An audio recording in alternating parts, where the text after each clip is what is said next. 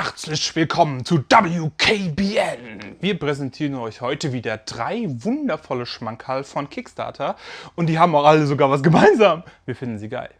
Kommen wir als erstes zu Near and Far. Near and Far ist von Ryan Laukat und der inoffizielle Nachfolger von Above and Below. Near and Far hat es jetzt auf Kickstarter geschafft und möchte seinen Vorgänger ein wenig weiterentwickeln. So kann man hier in Form von Kampagnen seinen Charakter weiter ausgestalten und durchlebt eine zusammenhängende, spielübergreifende Geschichte. Das Design des Spiels ist mehr als nur ansprechend. Es ist märchenhaft, comichaft. Es lässt einen in diese magische Welt eintauchen. Mich hat es auf jeden Fall sehr fasziniert und macht auf jeden Fall Lust auf mehr. Ryan Laukat hat schon reichlich Kickstarter-Erfahrung, das heißt, auch hier brauchen wir keine Angst zu haben, dass nicht termingerecht geliefert wird. Der Mann weiß, wie man ein Projekt umsetzt und wer sich für das Spiel interessiert, muss $50 in die Hand nehmen. Für die erste Erweiterung kommen noch 20 dazu, plus Shipping, versteht sich. Kommen wir als nächstes zu Vampire Hunters. Vampire Hunters von Darkgate Games ist ein Musterbeispiel dafür, wie es auf Kickstarter laufen sollte. Denn ein entscheidender Vorteil von Crowdfunding-Plattformen ist es, dass die Entwickler permanent in ständigem Kontakt mit dem Endkunden stehen. So kann Kritik direkt umgesetzt werden und genau das ist in diesem Projekt passiert. Vampire Hunters wurde nämlich schon mal bereits voll finanziert. Man hat sich dann aber aufgrund des Feedbacks der einzelnen Kunden dazu entschieden, das Projekt dann doch abzubrechen und jetzt mit neu überarbeiteten Regeln nochmal online zu gehen. Bei Vampire Hunters handelt es sich um einen Dungeon Crawler, der geschickt mit dem Thema der Vampire spielt.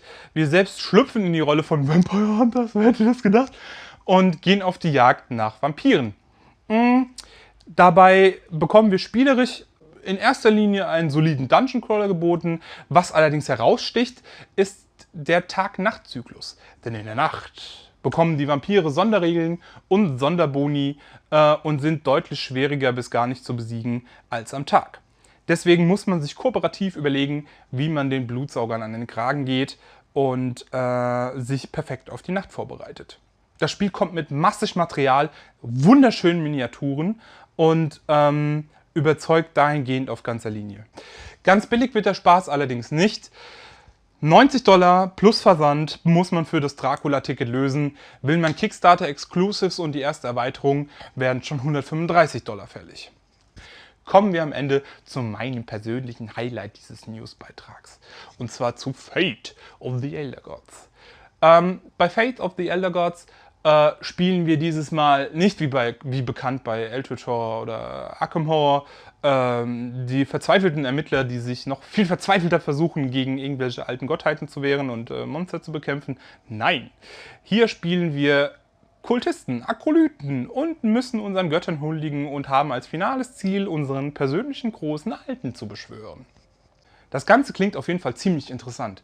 Es geht darum, mit seinen Okkultisten besondere Orte zu bevölkern und dessen Spezialeigenschaften zu nutzen und sich gegen bösartige Ermittler zu wehren, die es wagen, mit ihren älteren Zeichen unsere bereits geöffneten Tore zu schließen. Allerdings schlagen die Versandkosten mit $29 zu Buche, was einen dann doch nochmal überlegen lässt. Das war's für diese Woche. Ich hoffe, ihr hattet ein wenig Spaß. Wenn euch eines der Projekte gefallen hat, die Links dazu findet ihr in den Infotags bzw. unten in der Videobeschreibung. Wir sehen uns nächste Woche. Bis dahin, stay tuned.